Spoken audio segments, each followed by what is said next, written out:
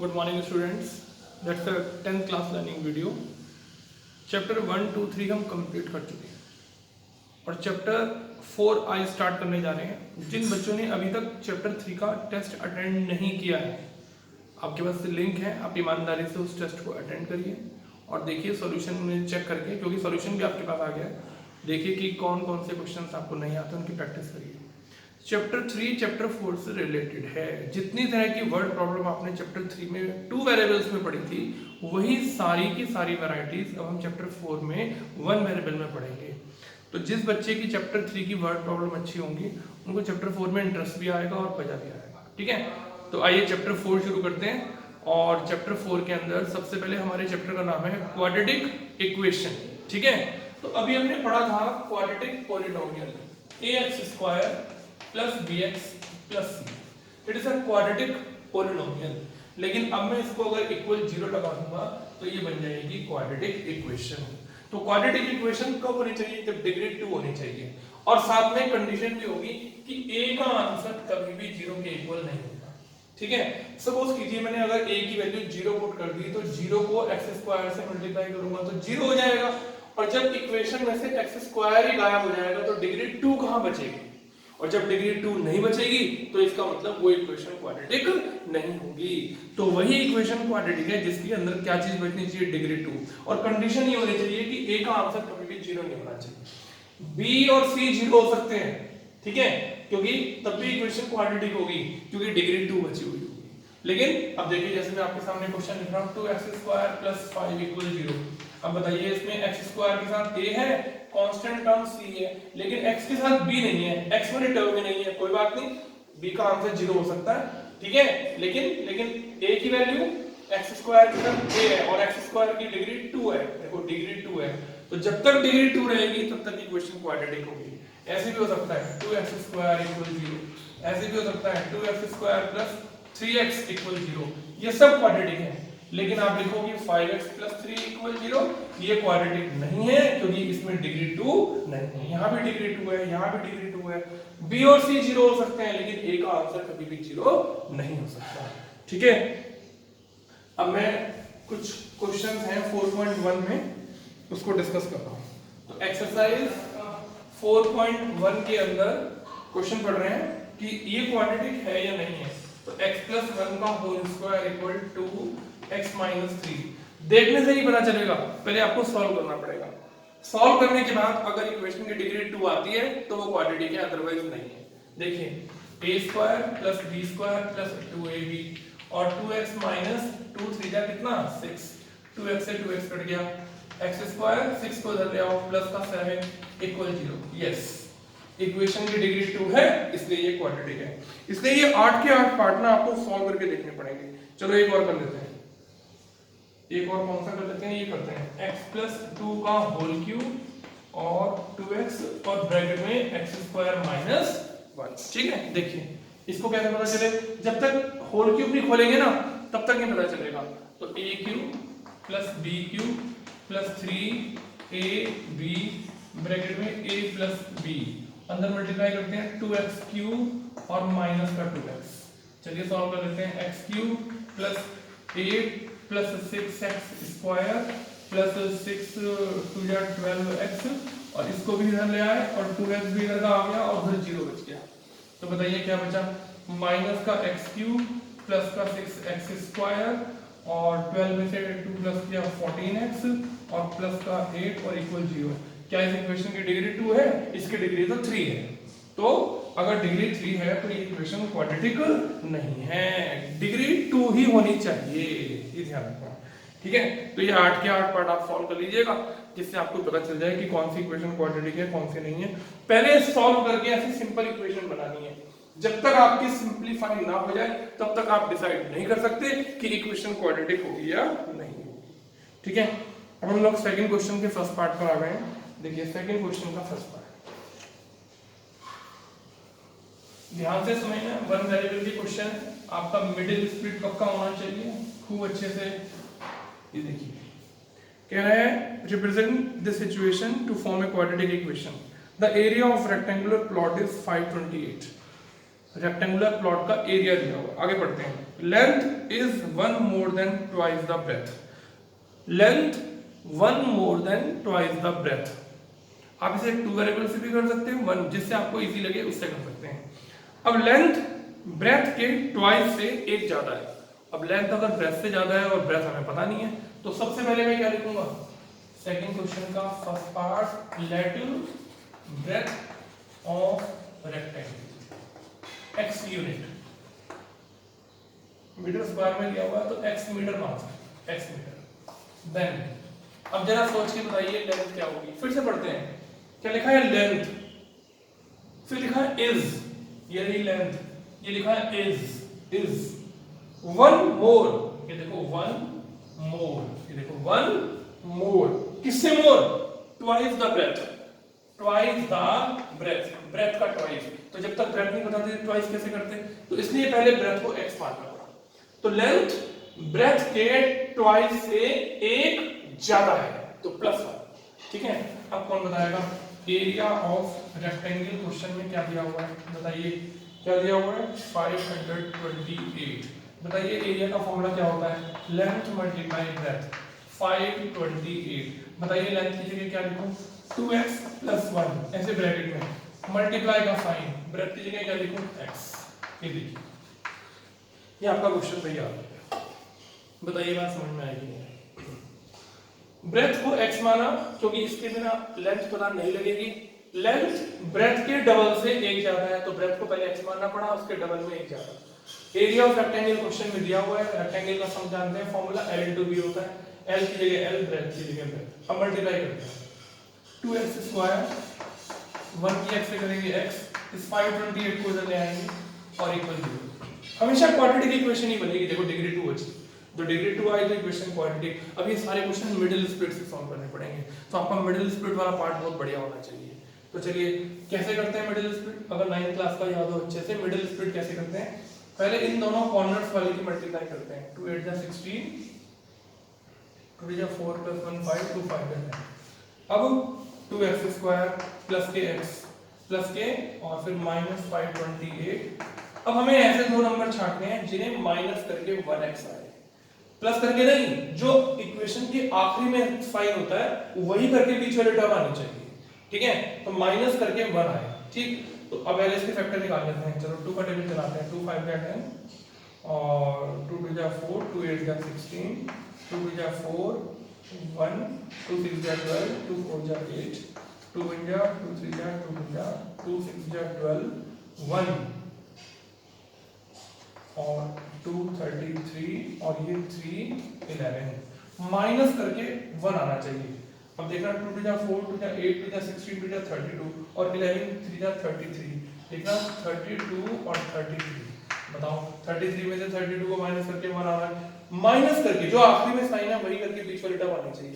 Term कहां से लेंगे, इसके फैक्टर में से ढूंढेंगे। तो मिडिल स्प्लिट, तो क्या फैक्टर होंगे, 33x - 32x। चलिए कुछ कॉमन हो तो बताइए, x क्या बच गया, 2x + 33। एक तो माइनस का साइन, जो भी स्टार्टिंग में साइन होगा वही कॉमन लेंगे।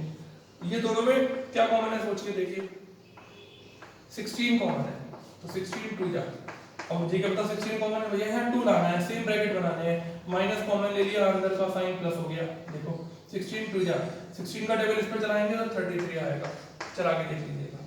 ठीक है, तो बताइए दोनों ब्रैकेट सेम आ गए, तो 2x + 33 कॉमन आ गया और यहाँ से क्या बच गया, x, और यहाँ से बच गया 16। अब क्या करेंगे, इन दोनों ब्रैकेट को अलग अलग 0 के इक्वल रखेंगे। एक बार 2x + 33 को 0 के इक्वल रखेंगे, एक बार x - 16 को, तो यहाँ से आंसर आएगा -33 -33/2 और यहाँ से आंसर आएगा 16। इसके नीचे लिख देंगे नॉट पॉसिबल, क्योंकि डायमेंशन किसी भी फिगर की कभी नेगेटिव नहीं होती। तो x का आंसर क्या लिखेंगे, 16। बताइए आप x किसको लेकर चले थे, ब्रेथ को। सो ब्रेथ ऑफ रेक्टेंगल 16 मीटर और लेंथ ऑफ रेक्टेंगल हो गई 2 × 16 + 1, 32 + 1, आंसर इज 33 मीटर। ये देखिए, ठीक है, मिडिल स्प्लिट करना है, अच्छे से तैयारी करनी है और नेगेटिव आंसर छोड़ना है, क्योंकि डायमेंशन नेगेटिव नहीं होती। ये देखना कि नेगेटिव क्या चीज है, डायमेंशन है। तो हमारा x का आंसर 60 हो गया। ठीक है, अगला क्वेश्चन पढ़ते हैं, खूब बढ़िया मजा आ रहा है। Second part, the product of two consecutive positive integer. एक बार दोबारा पढ़ते हैं, the product of, product means multiplication, two consecutive, consecutive बोलते हैं जो लगातार एक दूसरे के बाद आते हैं। 7 के बाद क्या आता है 8, 8 के बाद क्या आता है 9, यानी कि अगला नंबर लाने के लिए मुझे 1 प्लस करना पड़ेगा, तो एक के बाद एक। तो पॉजिटिव की बात करें, पॉजिटिव बाद में देखेंगे। सबसे पहले क्या लिखें, let two consecutive integers are, अगर मैं पहला x ले लूं तो मुझे अगला क्या लेना पड़ेगा, अगला मुझे x+1 लेना पड़ेगा। कॉन्जिक्यूटिव देखो, अगर 6 है तो 7 आएगा, 7 है तो 8 आएगा, 7 8 9 10, ऐसे एक दूसरे के बाद एक एक बात कब आएंगे, जब 1 प्लस करते चले जाएंगे। 2 गए तो 2, तीसरा क्या था और 1 प्लस कर देता, x+2, फिर x+3, फिर x+4, तो 2 की बात हुई। अब क्या लिखूंगा, according to question, product of, question में लिखा है इन दोनों का प्रोडक्ट, x मल्टीप्लाई ऐसे ब्रैकेट में x+1, अगर ब्रैकेट में लगाएंगे तो x को x से मल्टीप्लाई माना जाएगा, 1 से नहीं माना जाएगा। ठीक है, इन दोनों का प्रोडक्ट बताइए किसके इक्वल दिया हुआ है, 306, तो 306 बननी ऐसे क्वाड्रेटिक इक्वेशन ही है, होना मिडिल स्प्लिट ही है, लेकिन आपको अच्छे से इक्वेशन तो बनानी पड़ेगी। देखो कितना इजी है, x को x से मल्टीप्लाई करो और फिर x की 1 से इस 306 को इधर ले आओ, बताइए फिर से क्वाड्रेटिक इक्वेशन बन गई कि नहीं बन गई। ठीक है, डिग्री 2 है, देखो क्वाड्रेटिक इक्वेशन है, इक्वल 0 है, तो इसे फिर से मिडिल स्प्लिट से सॉल्व करेंगे। तो 306 को जैसे यहाँ पर इन दोनों को मल्टीप्लाई किया था तो 1056 आया था, अब यहाँ तो 1 है और 1 की 306 से करेंगे तो 306, तो चलिए 306 के ऐसे फैक्टर बनाते हैं जिसे ऐसे दो नंबर छाटने हैं जिन्हें माइनस करके 1 आना चाहिए। चलिए 2 से करते हैं, 2 1 जा 2,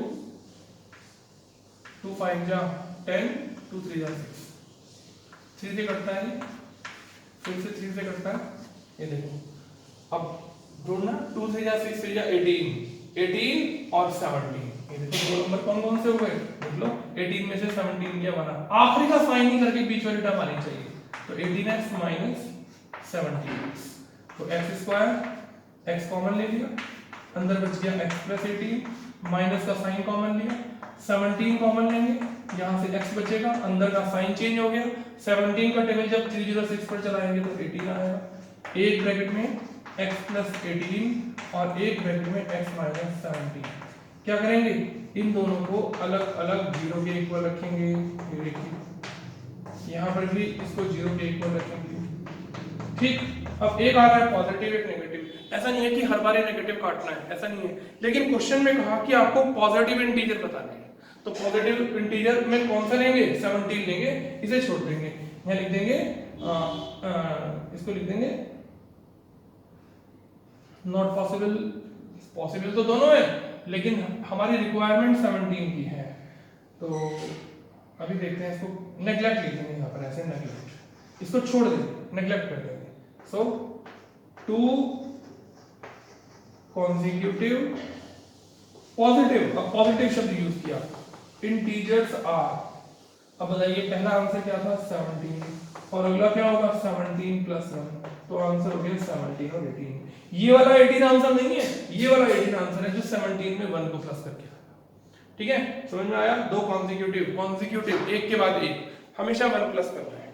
चलिए एक और पार्ट करते हैं, फिर उसके बाद आगे का हम नई वीडियो में करेंगे, आज इसका एक पार्ट और करते हैं, अभी थर्ड पार्ट करते हैं। क्या लिखा हुआ है, ध्यान से लैंग्वेज को पढ़िए, लैंग्वेज को पढ़कर इक्वेशन बनानी है क्वाड्रेटिक और उसके बाद ही अच्छे से सॉल्व करना है। ये देखिए क्वेश्चन पढ़ते हैं, क्या लिखा है, Rohan's mother is 26 years older than him. जरा मीनिंग निकालते हैं, रोहन की मदर रोहन से 26 इयर्स बड़ी है। अब रोहन की मदर अगर रोहन से बड़ी है तो पहले रोहन की एज पता होगी तभी तो रोहन की मदर की एज निकलेगी। ठीक है, तो क्या लिखें, लेट, ये थर्ड पार्ट है आपका, let present age of Rohan. ठीक है, then present age of Rohan's mother. अब बच्चे कहते हैं रोहन की मदर रोहन से 26 इयर्स बड़ी है, कितनी है 26x, 26x नहीं 26 इयर्स बड़ी है। आप अपने छोटे भाई से 5 साल बड़े हो तो 5 साल प्लस करना पड़ेगा, मल्टीप्लाई कर दोगे तो 5 टाइम्स हो जाओगे, ठीक है। तो x प्लस 26, रोहन की मदर रोहन से 26 इयर्स बड़ी है, तो रोहन की एज को अगर आपने x मान लिया तो 26 प्लस करके रोहन 26 इयर्स बड़ी है। आगे चलो, कह रहा है the product of their edges in 3 years from now, आज से 3 साल बाद इन दोनों की एज का प्रोडक्ट 360 हो जाएगा। तो क्या लिखूं, अकॉर्डिंग टू क्वेश्चन प्रोडक्ट इन दोनों की एज का प्रोडक्ट आज से कितने साल बाद, 3 साल बाद। आज बताइए रोहन कितने साल का है, x, तो 3 साल बाद कितना होगा x प्लस 3, और रोहन की मदर भी 3 साल बाद क्या होगी, 3 साल बढ़ जाएगी, और 3 साल बाद दोनों की एज का जो प्रोडक्ट होगा वो कितना हो जाएगा 360। देखो लिखा हुआ है क्वेश्चन में 360।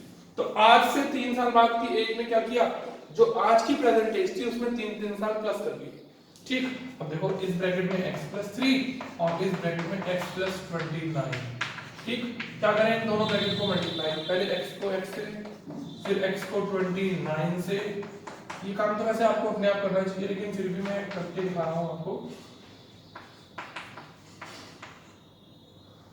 87, तो ये हो गया x स्क्वायर प्लस 32x और प्लस का 87 माइनस का 360 इक्वल 0।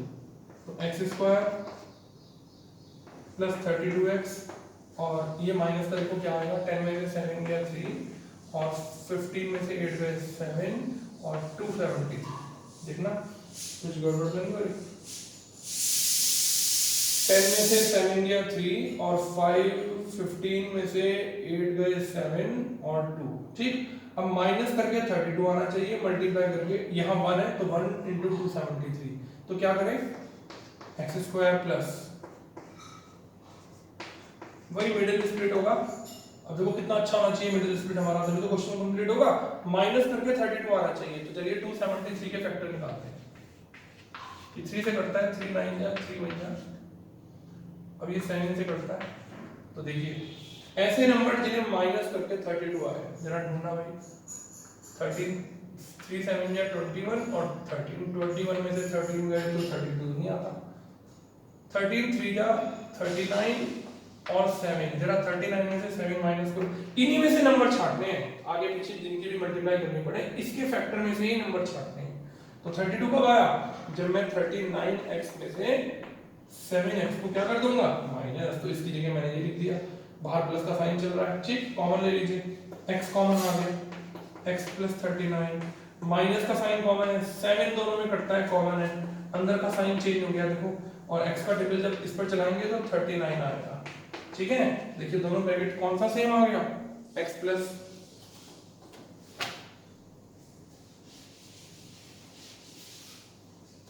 तो एक ब्रैकेट में आ गया x प्लस 39 और एक ब्रैकेट में आ गया x माइनस 7।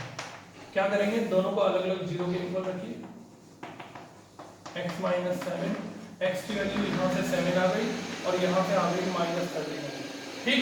अब ये देखो ये क्या है, ये एज है, एज कभी नेगेटिव होती है, सिंस एज में not be negative, so neglect, इसको छोड़ देंगे।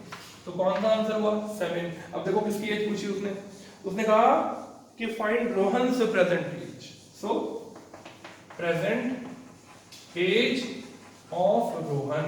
बताओ भाई रोहन की प्रेजेंट एज कितने मानी जाएगी 7 इयर्स। ये आंसर आ गया। पहले रोहन की प्रेजेंट एज को लिया, उसमें 26 और प्लस कर दिया तो रोहन की मदर की एज आ गई। 3 साल बाद की एज, 3 साल बाद में 3 दिन प्लस करा, देखो उनका प्रोडक्ट 360, फिर तो ब्रैकेट मल्टीप्लाई करके क्वाड्रेटिक इक्वेशन, मिडिल स्प्लिट से दो आंसर। नेगेटिव वाला इसलिए छोड़ दिया क्योंकि एज कभी नेगेटिव नहीं होती, ठीक है।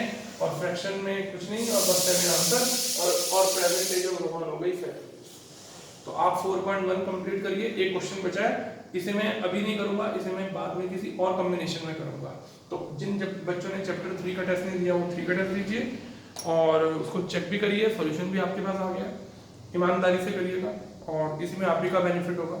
और जिन लोगों ने चैप्टर 3 कंप्लीट कर लिया 4 मेरे साथ स्टार्ट कर दें, नहीं तो फिर काम पेंडिंग हो जाएगा और काम बढ़ता चला जाएगा, राइट। तो इसे कंप्लीट करिए, फिर आगे की क्वेश्चन बहुत बढ़िया है, अच्छे से मजा आएगा आपको करने में। Thank you very much, God bless you.